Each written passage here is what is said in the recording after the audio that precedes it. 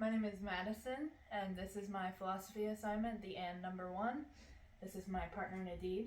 He is my boyfriend, and we'll be doing this communication assignment together. That's the best I got. Okay. First question. When do you feel the most loved? I have to answer first. Yeah. When do you feel the most loved?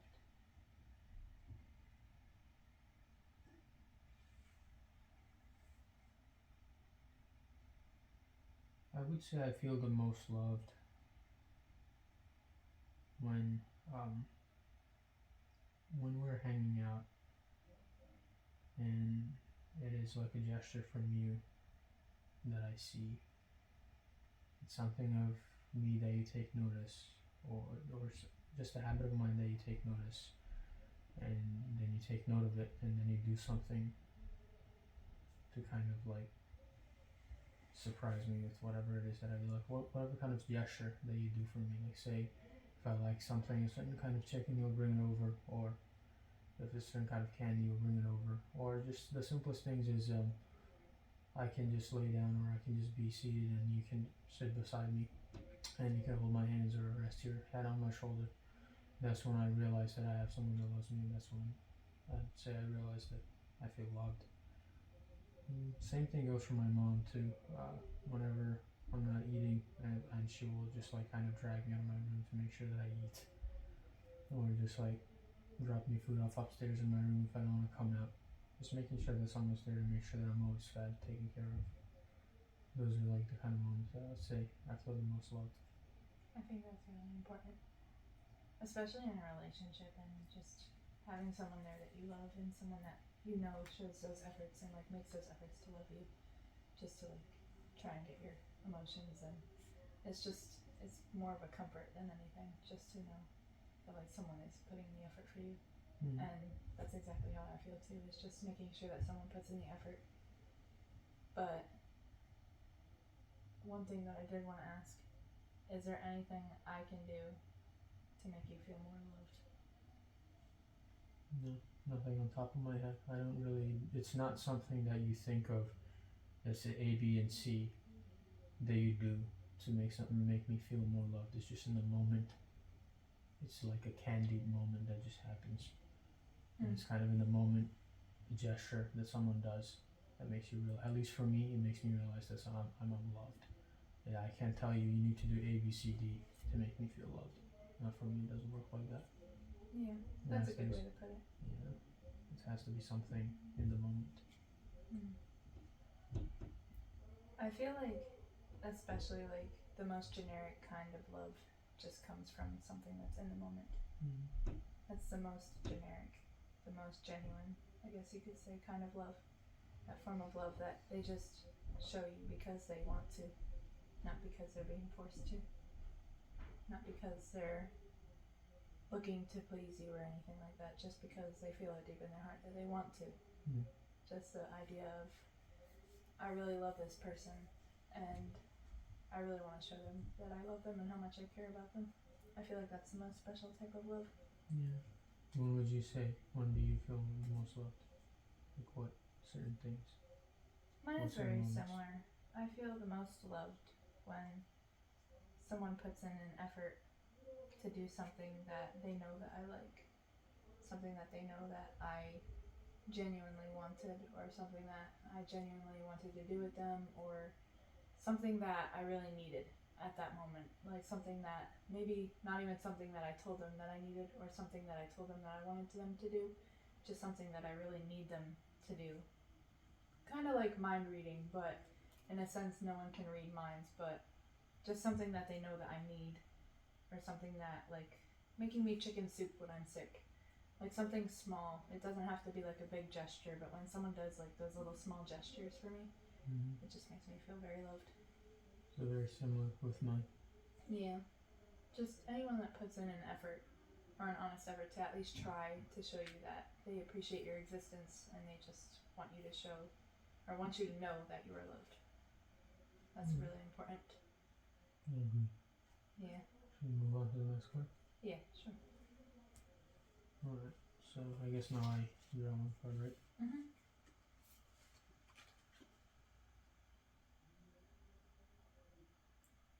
What do you sense you take for granted, and why do you think you do?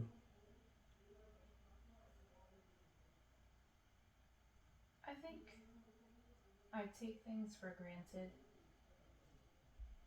when I'm focusing on something that I wanted rather than something that is already given to me. And I know that doesn't really make sense, but the way that I see it is like when I was asking you to hold my hand or telling you that, like, hey, you know, like, I really like it when we hold hands and stuff like that. It's not that I asked you for it, it's that you already do it, and I just wasn't paying attention to it. And I kind of took that for granted, of just not noticing it. You know what I mean? Like, so easily. Mm-hmm. But, like, today I noticed it a lot more. But just those ideas of looking for something and not realizing what you already have. That's what I feel like I take the most for granted. And I feel like I just take those things for granted because I'm so focused and hyper fixated on looking for things that I don't have than to notice the things that I do have that I actually really enjoy. Makes sense. What about you? What do you think? What do you sense you take for granted when, and why do you think that you do? I would say I take for granted the people in my life that love and care about me. I take them for granted. I say that because I feel like I take them for granted, but whenever it's I know it's when I'm in a bad mental spot or I'm in a bad mood, I know it's kind of like not you talking in your brain or anxiety doing most of the talking, but still I overlook the value that I bring to their life.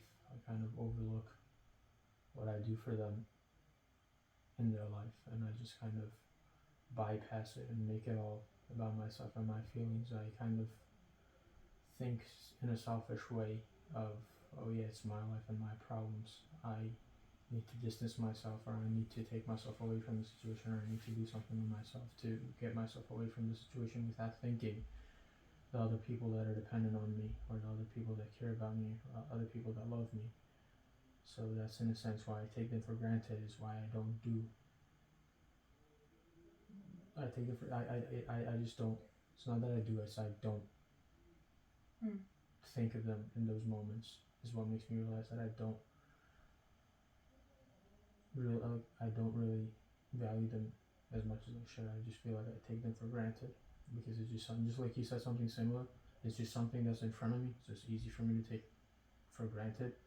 It's just in the moment when I think of those things, I should really think more of the people that are around me and then take care of me, not just myself and my situation. And that's how I prove to myself that I don't take those people for granted. So you feel like you focus more on yourself rather than appreciate the people around you? It's not about I focus more on myself, it's just I kind of abandon the idea that they actually need me or they value me in their life, and me being in their life means something to them. I just completely bypass that. I just completely bypass that thought and just think of myself and think of removing myself from that situation without thinking what repercussion it may have on their life. So that makes me selfish in a way, that I just think of myself and thinking, oh, it's not going to matter to nobody. It's because I don't put enough thought behind it.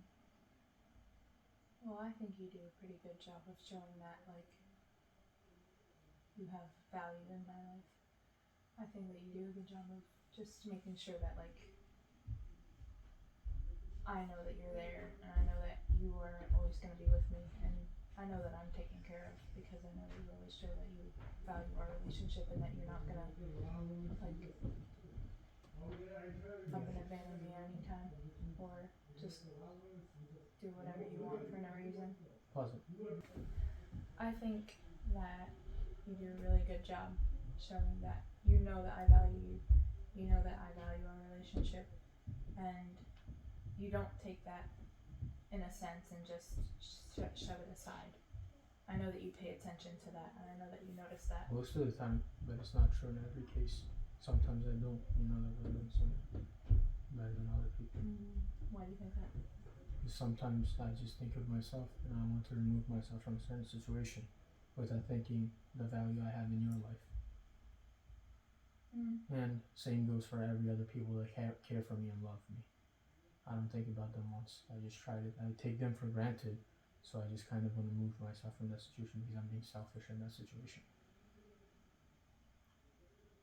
And that's what I mean. I feel like, that in I a take sense, it for granted. Everyone has to be a little bit selfish. I feel like that sounds a little bit wrong, but I feel like sometimes you really do just need to focus on yourself and just take a step back and be like, okay, I really need a moment for myself. And, I feel like that's a normal part of living every day. I feel like you and I have our own struggles, and as much as we try to help each other out through both of them and all of them and just try and be there for one another, we can't always focus on the other person. Sometimes you need to focus on yourself. You do, but also when you're kind of trying to get yourself away from other people's lives permanently, like you want to take yourself away. I understand if you're doing it for yourself, but it's a conversation you should have with the other person, and also you should consider the impact that it's going to have on their life because they clearly love and care for you. Like I said, it's not just true in your case, it's true in a lot of other people's cases that love and care for me, and I just kind of put them aside. Do you see that, taking yourself away as something that's temporary or something that's more permanent? Permanent. Yeah. That's what makes it bad. In a sense, you are right about that. If you take yourself away permanently, you definitely want to discuss with that person why you're feeling that way and why you feel like you need to. Especially if they're a toxic person or someone that you really just, that you're not happy with, and that they're not making you happy, or something that, even friendships, relationships, anything like that, like family members, something along those lines. If you feel like they're intoxicating your life and they're encroaching on your territory, you just feel like you need to cover yourself up, you need to feel like you need to isolate yourself. If you have that need or that feeling inside you that says I need to get out of here, that sense of fight or flight mode, I feel like if you need to get rid of that situation and you need to leave, I feel like it's better if you bring it up in a conversation with that person, like you said. Yes, but that would be if somebody's toxic in my life, like you said. If somebody's bringing something negative into my life, I'm talking about people that are not bringing anything negative into my life. I'm talking about people that actually genuinely love and care for me, and I think of abandoning them. That's what makes me realize that I take them for granted. That's why I think of abandoning them so easily. I understand I don't think it under regular circumstances, but whatever circumstances I think it under, it still kind of makes me realize that I take them for granted. So I kind of consider the possibility of walking away easily. I understand that. Sometimes people that love you can over-love you, and they can show you too much attention that you don't exactly want. Even though they're trying to show you hey, I really love you, I really love you, I really love you. If they're giving you too much and they're kind of invading your personal bubble, and they're kind of just giving you that feeling of okay, I'm getting overwhelmed now, you kind of need to back yourself out of that situation a little bit. True, but that's about communication, not about taking yourself or distancing yourself permanently. It's about opening up a conversation. It's not about just up and leaving. Yeah. That's what makes you selfish, or going back to my point. That kind of makes you see that you take things for granted. Yeah, in a sense. But is that really taking something for granted, or is it just trying to look out for yourself? It's taking something for granted, because no matter how you're trying to look after yourself, you just don't abandon somebody that cares for you. You open a conversation, you try to think rationally. First you try to think rationally, and then you try to have a conversation with them, open up a conversation, try and communicate what's going on with you. And then if you need to distance yourself, may it be temporary or permanent, you need to be clear about it. Clear sense of communication, clear sense of purposes. This is the reason why I want to do it. This is how I want to achieve it. And that's how you need to be. You just don't kind of think of walking away without thinking of them. is what I'm saying. That's when you kind of just abandon people in your lives that care for you. So, since you noticed this trait, do you think that that's a normal trait for you to have, or do you think it's a sense of something you want to work to kind of get rid of that trait and start taking these things seriously and start appreciating those people that love you more instead of taking them for granted? I appreciate them, of course I do, but these are thoughts that I have when I'm not under regular circumstances. I don't have those thoughts. So for me, it's something that I want to get rid of because it's not something positive for me. I just don't wake up one day and want to up and leave people. No, it's on certain days. It depends on certain moods.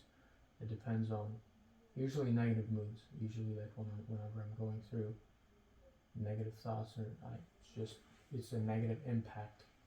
So it's not a good trait. I know that at least for me it is not. It's just not a regular thought that I have every morning, and that tells me that I want to work on it to get rid of it. You were like starting to say that, and I was like kind of confused at the beginning because I'm like, that doesn't really sound like you. I know that you're like a really loyal person and stuff like that. So it's just like you started saying that, and I was like, in my head, I was like, like this sounds a little off for you. But I understand where you're coming from now that you said and like explained it a little bit more. So yeah, but how do you think that you feel about like talking about that with them? Like if you were to have a conversation with someone that you feel uncomfortable with, would you be willing to have a conversation with them? With who? With someone that you feel like you need to abandon. Is it somebody that cares about me? Somebody that's deeply involved in my life? Right. And I feel like, okay, so what's the it depends on the circumstances. Like, does it mean that do I absolutely have to take myself away from the situation? Say that, like, you and I were in a relationship. So if I started feeling, or if you just started like falling out of feelings for me, like if you just started like figuring out like, oh, I don't want to be with her the rest of my life, but she still really loves me. Would you like be willing to communicate that with me, that you don't feel like you want to be with me anymore? Yes, because otherwise it wouldn't be right. It wouldn't be the right or moral thing to do from my perspective. Whatever's right or wrong may differ in people's perspectives, but in my perspective, that's wrong. That's leading somebody on. So that was the case. That was the certain circumstance. I would let you know. I would most likely have a face-to-face conversation or a phone call where I'd be thorough and I'd let you know this is what has happened. Probably apologize for the situation, but let you know this is what's happened, this is why it's happening, and this is the reason why I'm taking myself out of this situation. The reason being that, the purpose being, since I'm not reciprocating the same feelings anymore, the purpose being I need to take myself away because obviously something's wrong there. Right. But obviously, yes, of course, you need to have a conversation without abandoning. That's all I'm saying is whatever the case may be, open up a conversation. You need to have a conversation about it and be thorough and clear about it. Yeah. That's really good. I really feel like you like really like spoke your mind like really good on that. So do you think we can move on to the next one? Sure. My turn? I think you gave me this one. I went, yeah. I answered that one, right? Yeah. So now it's my turn. Where is your favorite place in the whole world and why?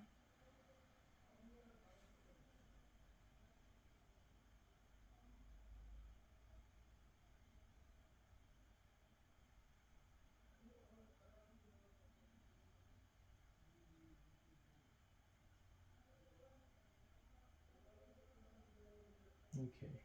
When I'm going to answer this, it's not going to be a place as in a city or a town or a restaurant. It's going to be in a sense why, like I will explain why I choose that place. I would say the confines of my own room is my favorite place in the whole world. Now it may sound like somebody that doesn't like to go out much, but you know I like to go out. You know I like to travel, I like to hike. But I say my own room, and it's not even a specific room. I grew up in a room for 18 years of my life, so that's where I was, and then I moved, and then I had a new room, and then I just moved to another new house, so now I have a new room. Granted, these two rooms are kind of similar, but beyond the fact, that room that I had obviously has a lot of the original room that I had for 18 years. That's a lot of there's not a lot of memories and nostalgia involved in that place. So of course it ranks a little bit higher, but I love that place the same way I love my own room now. So when I say that place, it's not a certain place or a certain room. It is whatever room I have at that current moment. Right now, it's my own room that I have. The reason I say it, because it's my own personal space. It's my own retreat from everything. I can come home from a really good day and I can sit back down, reflect on it. I can come home from a very rough day and come home and just wind down and kind of like think things through. In the confinements of my own room, be it laying in my bed or sitting in my chair, sitting in front of my computer, sitting in front of my TV, whatever the case may be, I remember myself crying, I remember myself smiling, I remember myself laughing uncontrollably. I remember going through all sorts of emotions without having to worry about not being able to express myself the way I want to. It is the only place where I'll truly get to be myself, because there's nobody looking at me, there's no social perspective of me. So in my own room, I feel like I can be the most expressive, at least in my own head, to myself, where a lot of my own thoughts, where a lot of my own ideas I can think on, I can reflect on. Everything that I've done in life that started with a thought, or it started with an idea, I would say originated from my room. Like I'd be sitting down, like growing up, I'd have a lot of ideas, things to do, experiments I wanted to do on certain things. I'd just be sitting on my table studying, or I'd be sitting on the computer desk playing a video game and something would come up. It can be something creative, it can be something dumb, it can be any form of creativity or just an idea. It's kind of, my room for me is the breeding ground, because I am the most isolated in my room. So that's why it's just I get to think without any interruptions. I get to decide without any interruptions. And like I said, after a really rough day, it's a very comforting sight of your own bed in your own room. At least for me, because I get to sit there, calm down, lock myself away from everybody and not having to think about anything, just me to myself and talk things through with myself, think things through, just unwind. Just that comforting aura that I get from my room is the reason it's the favorite place in my world. And again, like I said, it's not a specific room, it's any room that I have at that moment. It right now is the current room that I have upstairs. Later on, it would be the room, like if we move in together, it would be our bedroom. In the past, it was the room that I grew up in for 18 years of my life. So it's not a specific room in a specific place. It's any room that I have at that moment. I understand that, like having a sense of comfort in a place. Mm-hmm. That's usually what makes it like your favorite. Like when you think about your favorite, you think about like, oh, where do I feel the most safe? Where do I feel the most comforted? Mm-hmm. Where do I feel the most at home? Yes. Where do I feel the most joy? Where do I find the most happiness? Mm-hmm. And I feel like if that place is your room, you know, like you have like an emotional attachment to that, and you just feel comfortable, you feel safe. And like granted, when anybody sees their bed, I know that it's just like, that gives me like comfort too. Mm-hmm. So I definitely, like, that's a good one. I definitely see. And also your room is your own space. If you go up to my room, it's decorated in a very specific way that, yeah, people may have similar kind of themes, but my room and everything that's in place up there is very specific and very unique to me. So from every furniture to every painting, every piece of electronics that's up there, that's specific to me. I set it up there. It's very specific.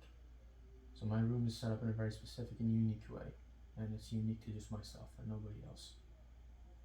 So that's what it gives you, the sense of, oh, it's my own space, more than you'll ever get that feeling anywhere. Yeah, you can go somewhere cozy You can go somewhere where you feel at home, you can go somewhere where you feel welcoming, but nothing will ever be your space like the way your home room's gonna be because you set that up. You go to bed in that space every day and you wake up, you know every inch and crevice of that room more than anybody else. So that's the sense of it's your space. That's why I like it so much, because it's my space. That's why it's my favorite place in the world, because it's my space. That's a good one. Yeah, It was definitely an out of the box thought to have like, it's not a specific place, but it's like my place. because if I go for a specific place, I can keep going. I can't really set my mind on a specific, but there's a lot of beautiful places here in the US and around the world. Can't just pick one. Yeah. Well, before you started talking, I was thinking about like, oh, what would I say to answer this question? And I was like, oh, well, I was like thinking about all the places, and I was like, oh yeah, I like it there, but I don't like this about it, and I don't like that about it. But when you brought up the fact that your room is your favorite place, I'm like, that's actually a really good one, because that's your space that was specifically made up for you, and that's where you are yourself there, and that's like you said, you decorated it, you sleep there, you live there, so it's just like that sense of like, that's your space. So I feel like that was just really good. But I feel like when I think about this question, you know, like you kind of gave me an idea to like think out of the box, and I was gonna say probably Ocean City, Maryland, or like somewhere where there's a beach, because I love the beach, but there's a sense of like kind of out of the box thinking that you put in my head. And I think that my favorite place is actually my own, like to be like in is my own mind. I think that just that's my favorite place to be, is just in my head. I don't know why, and I know that sounds kind of weird, but like my favorite place to be is just in my own head, because I feel like my mind is so creative, and I feel like I have so many thoughts and stuff, and like nobody else gets to see that. Like nobody else gets to see that, and it's just like you said, it's like your own space. Like that idea of your favorite place being your own space is just like, I felt that, and I was like, yeah, I feel the same way. Like just being like in like my room, or in my car or something quiet, where I can like just think to myself. I just like sitting there and just thinking to myself, or like when I go to sleep at night and I have like a really crazy dream, or I have like a really wild dream and something happens, like I just feel like I'm so amazed that my brain can come up with something like that. It's just like having that space of time where you can just like close your eyes and just sit there and just be like, oh, my brain can come up with so many things. It's like you could literally make it whatever you want, but like it could also eat you up inside to have like negative thoughts. But like if you really focus on like your creative side, and just like, oh, bringing your ideas out, and just like kind of spinning them around in your head, and just trying to think of like whatever you want to think about. It's just, I just really like the idea of that. And I feel like if I had to pick a favorite place in the world, like you said, like I could never really pick one, because they're all like good things and bad things about them. So, but if I had to pick a physical place, I'd pick the beach. Yeah. Just because it's the beach. And it could be any beach. Yeah, it doesn't matter. I love all the beaches. Okay. So yeah, your answer was more like not a physical place, more of a, not abstract. I mean, your mind is kind of abstract. So I guess your place is more of an abstract place than real. Yeah. And I guess that's still obviously a valid answer, because it is a place. Just because like you can't see air doesn't mean it's not there. Right. I feel like, especially like, sorry to cut you off, but when there's like, when you're thinking of a place, like you said, like it doesn't always have to be physical. It doesn't always have to be like material things, an actual place. It can be abstract. It can be abstract, like you said, like your imagination, or it could be your car, or it could be like you said, like not a literal place, but like just an idea of a place, like your room or something like that. That's a good answer. And like I said, it's different because it's not a physical place and it's abstract. Yeah. Yeah. You gave me that kind of out of the box thinking. Like that kind of like out of the box, like, oh, hey, I don't have to pick a physical place. I kind of got that idea after you gave me your answer. Good. Well, I think I can give you the new question and then Sure. this one I think we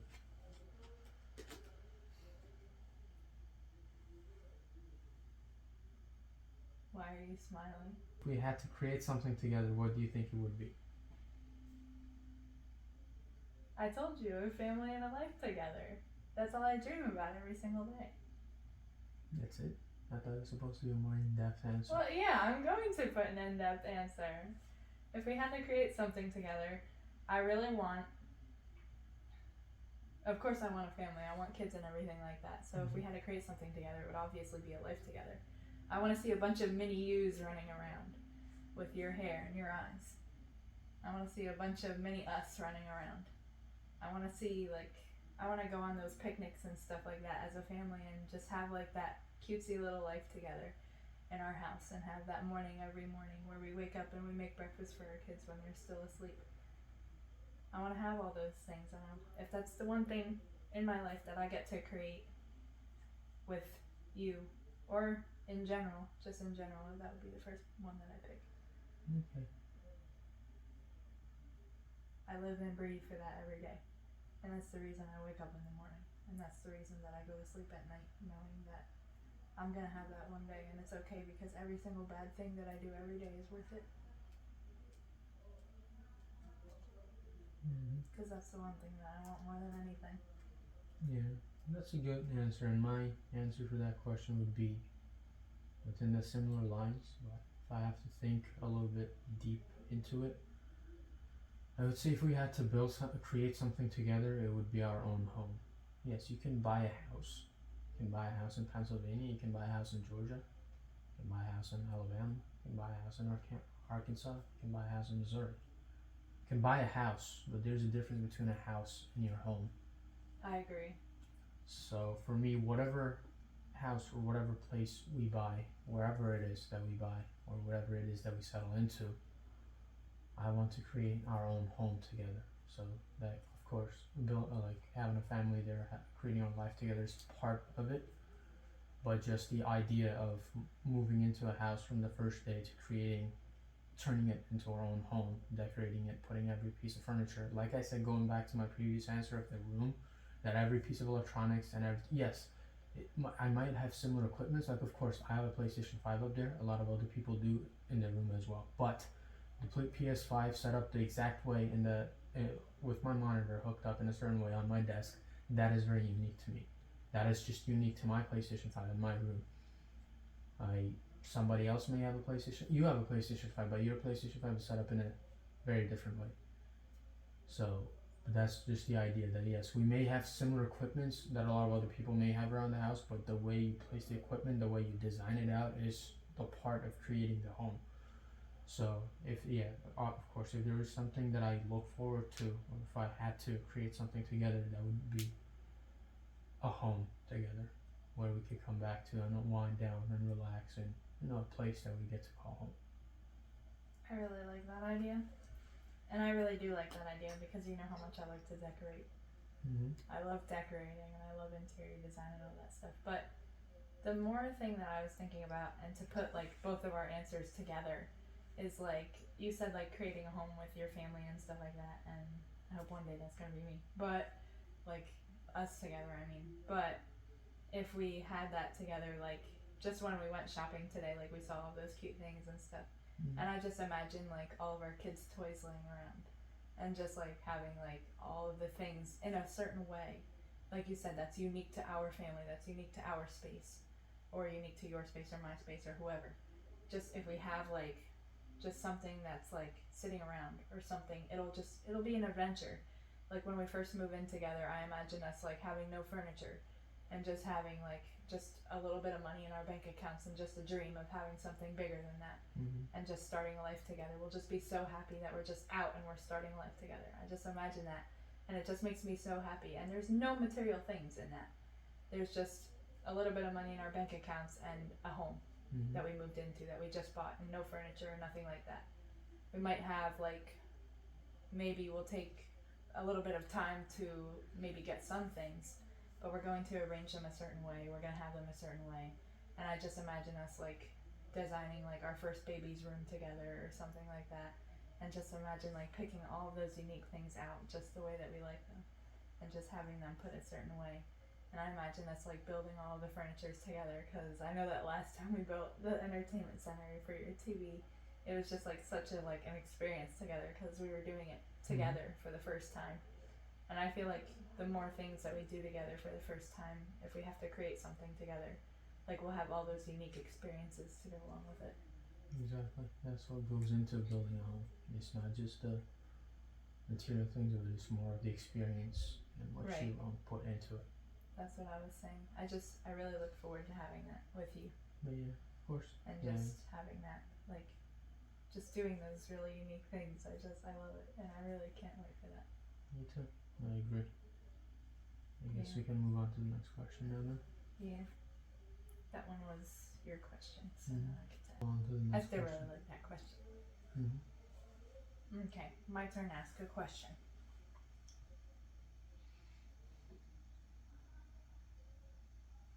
If your dad were here, what would he tell me about you? This is a weird one because I feel like your dad is a very like nervous person when he's around me, and I feel like he wouldn't want to tell me anything like so like intimate in a sense of like, oh yeah, I want to tell her that to make him embarrassed, or like a normal dad would. Like my dad would definitely tell you something embarrassing, but like I feel like with your dad, he's much more of a like reserved person. He doesn't really like just come blabbering out like my dad does. He's much more like quiet. I think that's what that means. Like it doesn't, like your dad has regular conversations, but I don't think if I had to answer that about your dad, I wouldn't like it. I don't think the question means what he talks about on a regular basis. Kind of means that if he had to, like if your dad had to tell me something about you in depth, what is it that he would say about you to me? I think that's what the question means. It's not just something I think, at least that's from my perspective, that's what I think of. It Right. could be a funny story, from my perspective, that's what I think of. Well, like I was just using that as an example, but like, what do you think your dad would say if he had to tell me something about you? Yeah, like you said, like he wouldn't start a conversation, but I guess if he had to, of course, something about me. And me and my dad may not see eye to eye on a lot of different things, but I can say for a fact that he most likely, again, like I said, I cannot answer certainly what another person would say about me. No matter how much I know about them, I cannot say for certain this is exactly what they're going to say about me because there's no way for me to know. As much as I know my dad or my mom or yourself or my cousin or somebody that I'm close with, as much as I do not know in the moment what they may or may not say. So I cannot say for certain what they may or may not say. But again, thinking from what I know about my dad, if he really had to say something about me, I guess he would say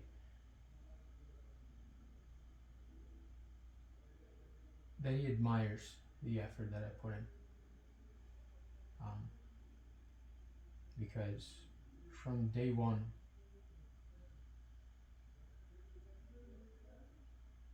of moving to the United States, me just going around everywhere trying to figure out the city and where stuff is, and trying to sort of guide him into it, since I know a lot more about this place than he does. Me figuring out where stuff is, where Walmart is, where other stuff is, and where just regular everyday stuff, getting on a bus and going out and exploring, doing all that for him so that when he got a car it was easier for him to navigate because I was there. And at first, when my dad first got the car, I used to be in the passenger seat, at least for the first 2 weeks, to just navigate around and show him around stuff because he didn't explore nearly as much as me. So a lot of those stuff, and a lot of other efforts that I've put into myself and my personal growth, and stuff that I've helped him with, he does, I think, in a way, admires it in his own way. I pick it up from certain things he says. I pick it up from certain conversations he has with my mom and to his sisters over the phone. So if I had to take a guess and say, again, like, we may have our differences, we may not see eye to eye on a lot of things, but as the only kid that he has and ever will have, most likely, is that he does admire me. And the same goes for him, from my perspective, but that is another question. But yeah, if I honestly think if he was to come down here and really sit down, and if he really had to tell you something about me, he would say that he does admire me and my drive to do things. Like, the one thing that I'd say that he notices, that he does acknowledge that if I set my mind to something, I go get it done. So just my drive and the way he probably admires the drive is most likely what he will tell you if he had to say something about me. I admire that about you too. Thank you. I feel like me and your dad would connect on that note. Right. And that's what he would tell you. I feel like me and him would definitely look at that and be like, yeah, Nadeed is that way. Like, that is admirable about you. I feel like that's something that I've definitely noticed. Yeah, So. well, that is what again, like I said, that is what I think most likely the answer would be. I cannot say for certain what somebody else will or will not say. There's no way for me to guarantee that. But that's what I think from my perception of him, my relationship with him, and my understanding of how he views me. But yeah, to turn the question back to you, if your dad were here, what would he tell me about you? If my dad were here, he would probably, like, if I weren't in the room, obviously, he would probably give you advice on like what I like and what I don't like, and like something that I've told him about that like maybe made me happy, or something that made me sad, and how like you reacted to it, and like he would probably give you some kind of advice or some kind of tip on like how to like take care of a girlfriend or something like that. Because one of the main things that he tells me about when I'm talking to him about something related to you, or something that happened with me and you, or maybe we had an argument, or maybe we went on a trip somewhere, or maybe we did something together, and like if I tell him anything about that, he'll tell me a story about like, oh, when I was young, I had this girlfriend and we went out and we did this, or I said that to my girlfriend and that made her really upset, or something like that. He's always telling me a story of like when he was in his past life doing something with one of his girlfriends, or one of his like friends that was a girl, or my mom, or something like that, just like going off about how like something happened to him and how it relates to me and you and like our relationship. So I feel like he would definitely tell you something about that, along the lines of like a story of something that used to happen to him or something like that, and how like you could not make the same mistakes he did or do what he did, or like if you could, like if he could go back in time, he would tell you to do this instead of like doing something else, or something along those lines. I feel like that's what he would talk about. Like a story that resonates with. Or he would probably just tell you something funny, because my dad is just like that. Yeah. He would probably just talk to you like a normal conversation if he were here. Like if he were here in the room with us right now, he'd probably be talking about something probably dumb, or something probably silly, or something like, I don't know. But like if he were to give you some good advice about me in particular, he would probably tell you like, take care of her, because like once you take her away, like I'm not gonna have her anymore, and she'll be like yours to take care of. I feel like he'll give you something like that dad-in-law talk. You know what I mean? So I feel like that would be him, because he plays the part of being protective when he really isn't, but he is at the same time. Like he is, but he just plays a part to be a dad figure, I guess. But that's how I see it. Maybe that's not how he sees it, or that's how you see it. That's what I think he would say. Yeah, well, that's a valid answer, and I think, because I've known your dad for a while, so I think you're right about that. But then again, like I said, none of us can be certain what another person may or may not say. Right. Yeah, I think you're pretty spot on. Like you're pretty close to what he may say, from what I know of him, anyways. I feel like I know a lot more about what your mom would say to you or what your mom would say to me rather than what your dad would say, because I don't really know your dad as well as I know your mom. Mm-hmm. Yeah. But anyway, we can probably move on. Yeah. Next one. So, I draw a card now, right? Yeah. Yeah. What is that one?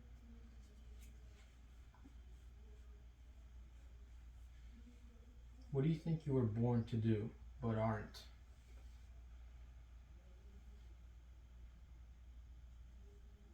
What do I think I was born to do, but I'm not currently doing? Mm-hmm. Something. It's definitely something, because I feel like anything that I'm doing right now is not what I was born to do. And I feel like when I started like looking into philosophy, I was like, oh, maybe that's something I want to do. Maybe that's a road I want to take. But in reality, I'm like, I don't really know what to do essentially with that. So I feel like that is a possibility of a road that I could take. Mm-hmm. But is it something that I see myself doing forever? I don't know. But the thing of like, what do you think you were born to do but aren't? I feel like the number one thing that I know that I'm born to do, but I'm not doing it, is being a parent or being a mom. Because I have always loved children, and you know that. Like, I've always wanted to be a mom my whole entire life, and I feel like that's definitely something that I was born to do, and that is definitely my calling, because anytime I see a child or anytime I see a baby, I'm like, look at that cute baby, they're so cute. And I'm like, oh my god, like, I can't wait to have my own baby or something like that. Mm-hmm. And like, I get that sense of feeling inside me that's just like, oh, like, I really want that. Like, you know, like, I really want that, and I've never wanted anything more in my life than that. Is just to have a child that just like smiles up at me and calls me mom or something like that. Mommy, something like that. Just having that, like, just seeing like you and your partner in that, like what I was saying earlier, like just having a bunch of mini us's running around, like being a parent or being a child's like, just being that, like, in that position to the point where you can have that connection with another person. I feel like there's no match for that. Just like having a parent and child connection. And I feel like out of all the jobs in this world that I was made to do, I have not found a singular job that could compare to that I want more than that. Just something that, like, something, a purpose. Like, I just need a purpose of that sense. I need that purpose. Because that's the one that I found so far that is like, yes, that is what I was made to do. Mm-hmm. That is what I want. But as of right now, I'm not a parent. So, but I'll definitely get there. So, What about you? What do you think you were born to do but you're not doing it?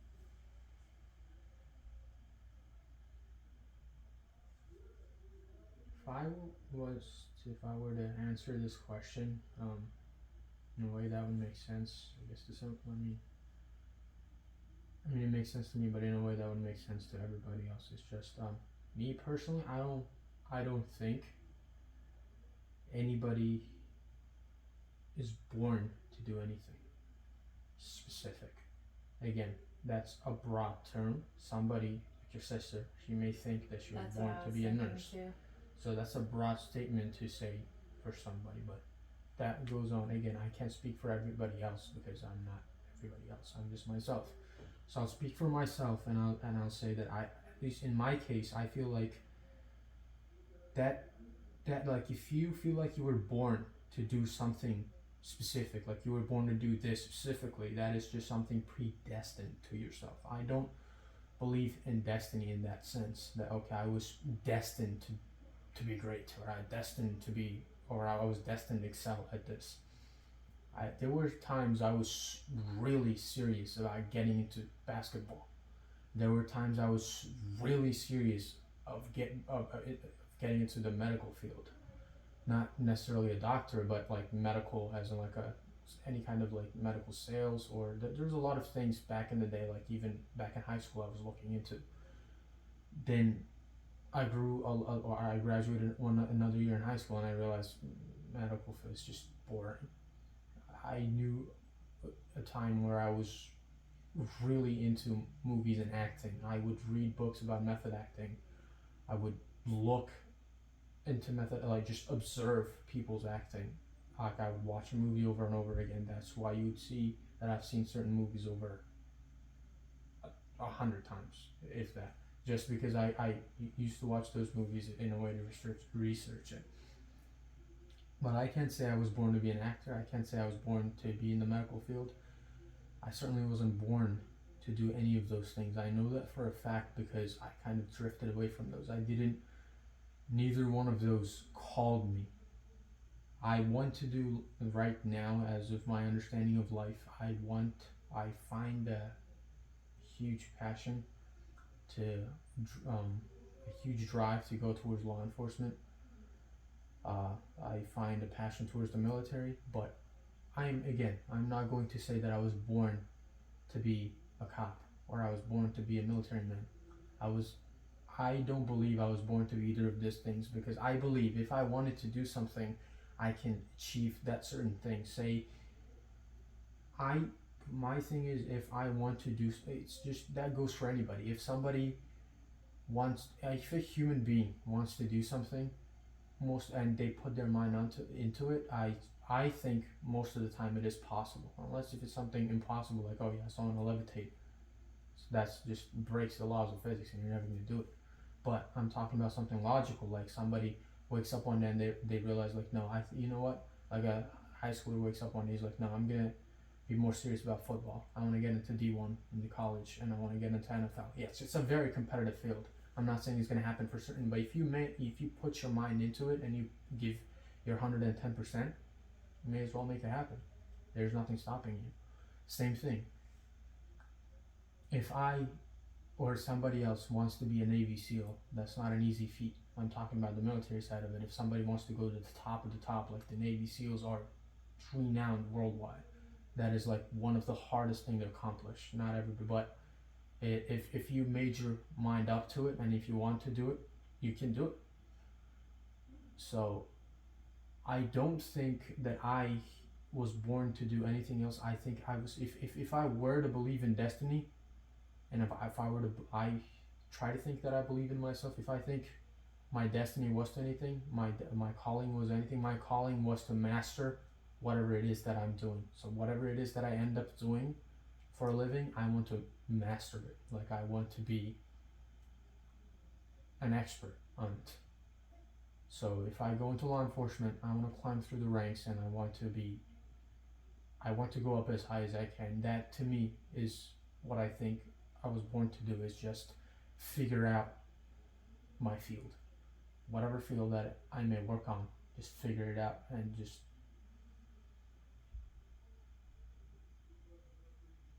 learn and be an expert on it. Just learn more about it actively, at least for myself. I don't think I was born to be a cop or I was born to be a salesman. Like I've done sales. I wasn't born to be a salesman. I was a pretty decent salesman for the short time that I did it. But again, like I said, it wasn't, to me, me and a lot of other people, I don't believe in callings, because like I said, if there were a calling, like going back to your sister again, just because, did she want to be a nurse from ever since she was a kid? Probably not. My point exactly. But she meandered into something and she's realized, okay, I'm actually good at it and I enjoy it. Good for her. But that doesn't, just because you and I both know she can and will be a great nurse, that doesn't mean she can be a great doctor. That doesn't mean she won't make a great teacher. I've known you and your sister both for a while. I've known her for a while. I know she would make a great nurse. But that doesn't mean she wouldn't make a great teacher either. So you can't say, or I can't say, she was born to be a nurse. Because if she wanted to do teaching and she put her mind to it, she can excel at teaching too. And that's just my thing. I wasn't born to do anything. I was born to excel at whatever I'm doing. That is my belief in myself. That what keeps me going, is I just want to excel whatever field that I'm working on, whatever it is that I'm working in. So that way I learn more. I stay thirsty for knowledge. I stay thirsty to learn how it works, if you're working in a business, understand how the business model works. If you work in if you're working in law enforcement, just trying to understand how that big agency that's employing you, how that works. Just trying to understand the whole function of it. Same thing if you're like I said, I can wake up and decide, oh, I want to do engineering. I think it's boring. But again, I cannot say that I was born to do it. And if I put my mind to it and I really, I'm like, okay, and maybe I turn into a mechanical engineer. It's a lot of schooling, but I say, hey, I don't know, from however many years from now, I turn into a mechanical engineer. It's not my calling.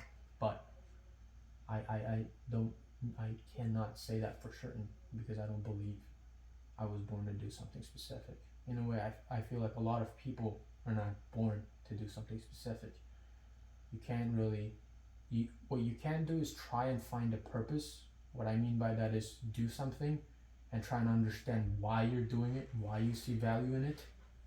Like, of course, we work something to provide something for society. So you try and understand what you do, what is it that you do, and what kind of value you're providing. That's your purpose of it, of doing it. And then you go and do it. And then you try to excel at it. That's what I was born to do. I can't really think of, I have been into so many different things. I wanted to be a pilot, I want to be a fireman. I can keep going. I looked at an SR-71, you know how much I love planes, I like especially military planes. I have no idea how much I thought about like being a pilot. And when I was like, I don't know, 15, 16, did I stick to it? No, because it's not really something that is just, yes, as a kid a lot of people do think, oh, I don't do this because you're not sure, your brain's not mature enough to focus on something. But even like as a grown-up, I don't think I woke up one day and realized, you know what, I really enjoy doing this, I was born to do this. No, I'm good at doing it because I apply myself doing it. That's as simple as that. It's not just because I'm good at something doesn't mean I was born to do it. Yeah, it's a figure of speech. For me, it's a figure of speech. Just because I'm good at something doesn't really mean, or I'm naturally good at something doesn't really mean I was born to do it. I can improve on my skill if I'm naturally good at it. And even if I'm naturally good at it, somebody that trains harder than me is going to be better than me. No matter even if I'm naturally good at it. That's what I mean. Nobody's born to do anything. It's about excelling at what you do. Training yourself at what you do. Making sure you're staying on top of what you do. That is my belief. At least for myself. I know for a fact I wasn't born to do something specific. But whatever that is I want to do, I can find a purpose behind it, and I can then go serve that purpose. That's a really good way to put it. You honestly explain that in so much depth, I don't even have any questions to ask you after that. Just like the way that you were explaining it, like you were not born to do something. I feel like you said something, it was that you think that being born to something is an idea. It's just, you're not actually born to do anything. You're born to do whatever it is that you feel is something that you have a purpose for. Mm-hmm. That's kind of what I took from it. I don't know if that's something, really that's what you were trying to get across. That is something like whatever. But that just like that one thing that you said, like just being born to do something is just an idea. That really stuck with me because I was like, yeah, that's true. Nobody is really born to do anything. Mm-hmm. If you think about it in a deep sense like that, like no one is really born to do anything. Someone can be born to do this, but they can also be good at that, and they could also be good at A, B, C, and D. Mm-hmm. It's just they can be good at anything. Mm-hmm. But, and I feel like that kind of resonates with me because it's like, out of all the things that I found that I don't like doing, I was still good at them, I think, in my opinion. I was still good at those things, but I just didn't like doing them. Mm-hmm. And I feel like the idea is of when you are born to do something is something that you are good at, that you also enjoy. That's something that you were born to do. That's why I said the purpose behind it. You have to figure out what the purpose it is of what is it that you're doing. As long as that purpose resonates with you, like with me, being in law enforcement and being in the military, I know the purpose behind it. And yeah, people may have differing opinions about it, but I know my perspective behind it, and I know my purpose behind it, so I can back up my perception. That is what I mean. I can back up the purpose or my purpose of it. Mm-hmm. I think that's what makes it great. Like you said, like whatever it is, if you don't like doing, that means you haven't found the purpose of what it is. If it's something that you've found something and you found the purpose that resonates with you, that's when you figure out that, okay, this is something that may work with you. Mhm. I agree. That was a really good one. You ready to move on to the next? Sure. I believe it's my turn. Yes, because I asked that question. Okay. How do you want to be remembered?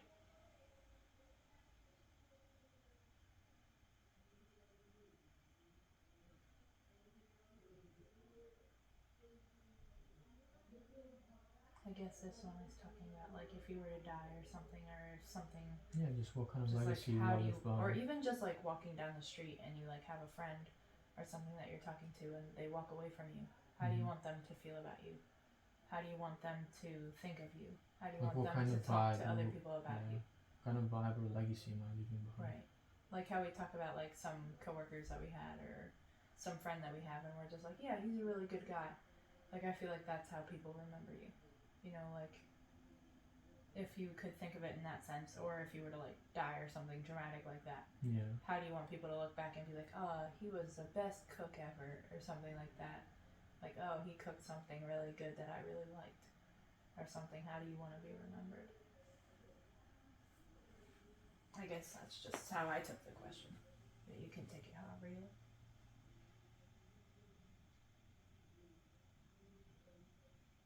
Yeah, to answer that question, like I kind of take it exactly the same way that you did.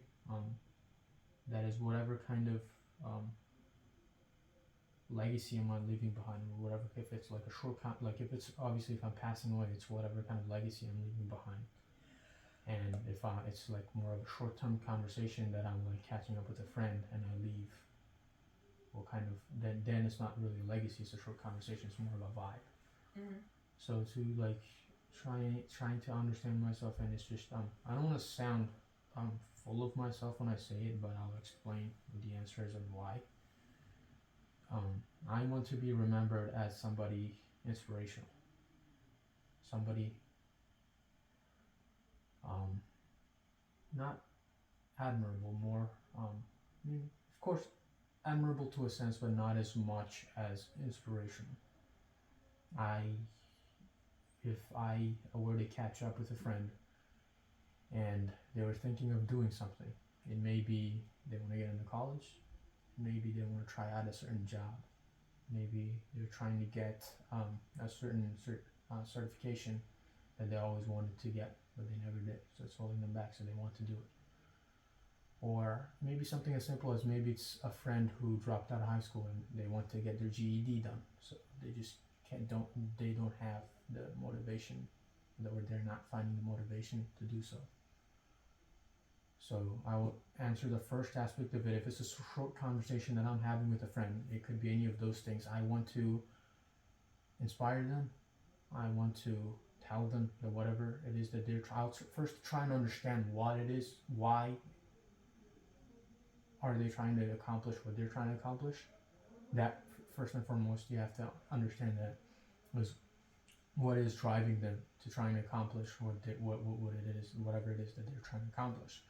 Once you understand that, it's more like that's when my answer comes in. Is I would just want to inspire them. I want to motivate them. Motivation. Like I want to be remembered as somebody inspirational and motivational. Again, like I said, it could be the simplest thing is just getting a photography certification or a bartending certification. Like if somebody wants to be a bartender and they want to like move on from the current job that they have and they want to try something because they feel like they're passionate about it. That's a valid reason. They're passionate about it. So my thing is, yes, I may not know much about that industry, but I will tell them like, hey man, you're great. You're great at doing such and such. You're great at talking to people. You're great. You have great social skills. I see you having a very bright future as a bartender. You like having a drink every other time. So you'd be right at home, and you were really good at sparking conversation. So I think you're going to be getting tipped a lot. So in that conversation, I inspired them, and I motivated them. I think so. At least I would hope that I did, because now they're going to think, okay, so since he thinks of me that way, maybe I am that way. If they weren't finding that confidence in themselves. So that I just kind of like it.